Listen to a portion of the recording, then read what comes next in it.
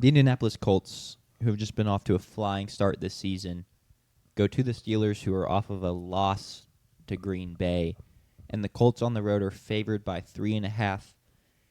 And my question or statement for the Pittsburgh Steelers is, I guess you better hope the defense magically gets better over a week, because if not, it could be a long day against Danny Dimes and Jonathan Taylor and that offensive line and Alec Pierce and Adonai Mitchell. I don't really think he's one of the key pieces there. Michael Pittman, just weapons all around. And the Steelers' defense has been very uninspiring to this point in the season. Y'all's thoughts on this game? Like you said, Indy is flying high, 7-1, and yet teams don't want to respect them. And I heard an argument earlier this week, and I'm not going to give this person credit because I don't remember their name. Sorry to you, but what if this Colts team had just lost to the Broncos like they did, and then the Broncos cheated, and they got another chance, and they were 6-2? Would anybody be really talking about them being this high? No, genuinely. Would people think of them this high? Would people like Wynn was making an argument that they should be way higher on the pyramid? Or would they just be a really good team? People, I think, because they have the best record in the NFL, because they're 7-1, because they have been blowing out teams, on top of that, they want to peg them as, okay, they should be one of the best teams in the league.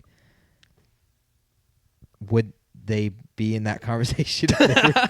We just got to ban that word, but that's a good use of that word. Yeah, it's a great use. It's a good question. What was the question?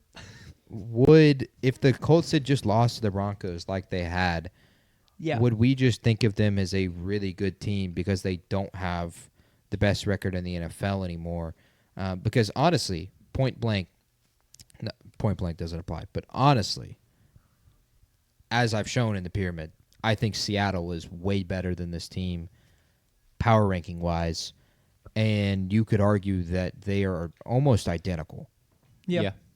I think for the average watcher, or I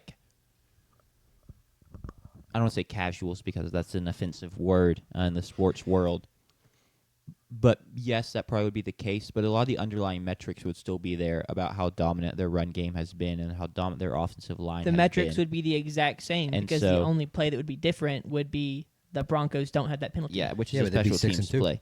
Which is why I'm saying I think if people that just kind of watch occasional games, don't consume media outside of the games, they sit down on the couch and watch some games on Sunday and that's it, they maybe would think that. But yeah, the underlying metrics would be the same, and people that are talking about how historic their run game has been, that was still getting propped up in the media and on NFL Today or whatever it's called. Yeah, you'd still have the viral photos of Jonathan Taylor running through a hole that's 8 yards wide. Yeah, I get that, but they'd have the same amount of losses as 7 other teams in the NFL.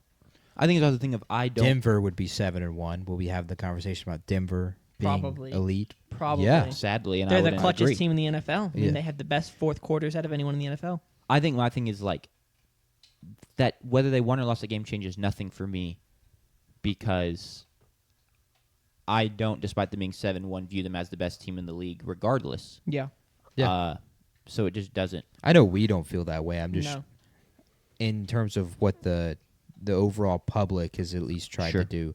The media hasn't. The media is pumping the brakes, kind of like I am on Indianapolis, but a lot of people feel that this is one of the best teams, if not the best team in the NFL. I mean, I picked them to win the Super Bowl In terms on of Tuesday. Exactly. That is proof in the pudding right there. Yeah. They are the hottest team in the NFL. I don't know that they're the best team, but if it came down to a game right now, I don't know that I'd pick anyone to beat them.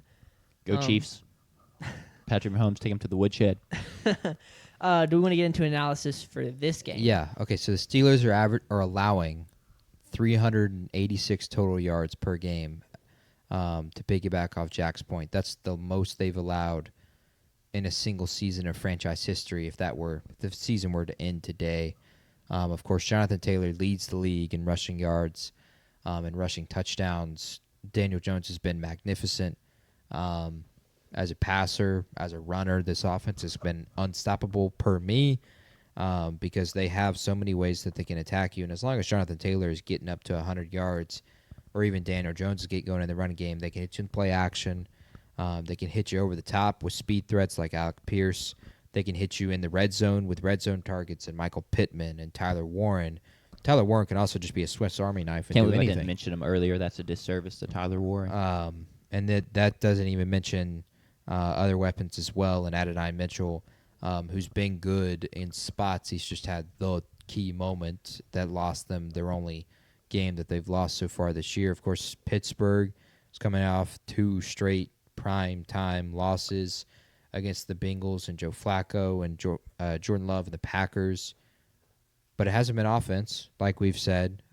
Their offense has been fine. Their offense has been scoring 6 scoring drives against the Green Bay Packers, and then Aaron Rodgers throws 4 touchdowns and 249 yards against the Bengals, and that defense, which is a good performance against the Bengals defense. It's kind of put up or shut up, and it's a great opportunity for Pittsburgh to do that against the best offense in the league, arguably. In Indianapolis, do it at home. In Pittsburgh, Heinz Field, as it should be called, in Acrisure Stadium. It's even hard to get out of my mouth. Sure. Because it's such a bad name. Answer the bell.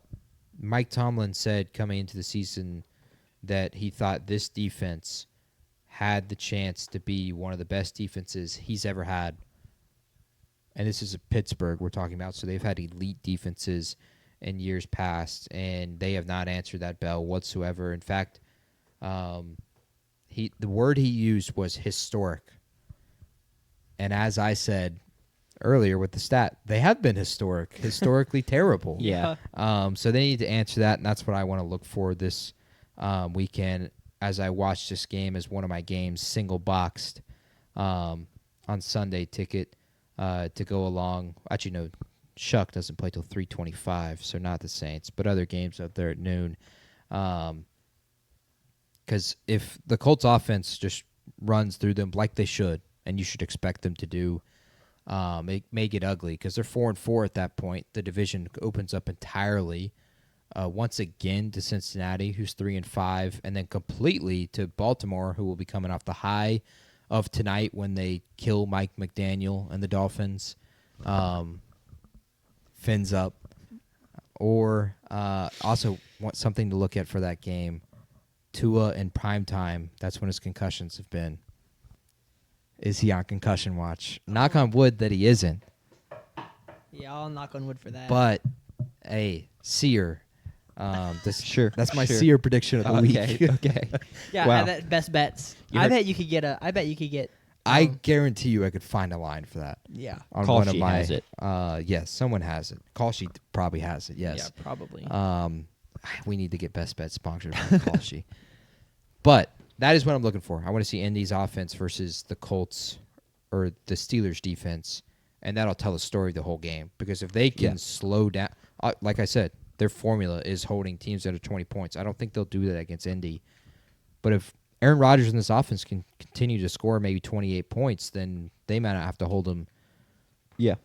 to under 20. Sure. Anything you want to add, Sanders, before we make you pick this game first? No, I'll pick it. I'll go and dive right in. I'm going to pick the Colts to cover. They have, like I said, I have them as the hottest team in football right now. I had them, if the playoffs started today, I would have them winning the Super Bowl due to that hotness. And so I'm going to stick with it and pick them to win and cover until they falter because they have not missed a step yet. Other than the A.D. Mitchell dropping the ball. But other than that, they haven't missed a step. You don't want to see a horse falter, though, man. It's a tough moment. You got to shoot it. That's not necessarily what I meant, but sure. I'm also going to pick the Colts. I said earlier, you better hope the defense magically fixes itself coming into this week, that being the Steelers' defense. Magic is not a thing. So Breaking why news. would I expect the magic to happen and their defense to get fixed when I don't believe in magic? Maybe I'm a cynic or something like that, but give me the Colts to cover the 3.5. Yeah, something seems fishy about this, that it's just a 3.5 point spread, I won't lie, considering the way Sure. the Colts season has gone in the last 2 weeks have gone for Pittsburgh. So I'm going to take Indy 3.5, but I'm suspicious we may get Vegas nosed here. Sure. But Colts minus 3.5, it seems just like a layup, but it just seems like that's so much that it is, spoiler alert, not one of my best bets, even though I really want it to be. Yeah, we could smoke this layup come Sunday.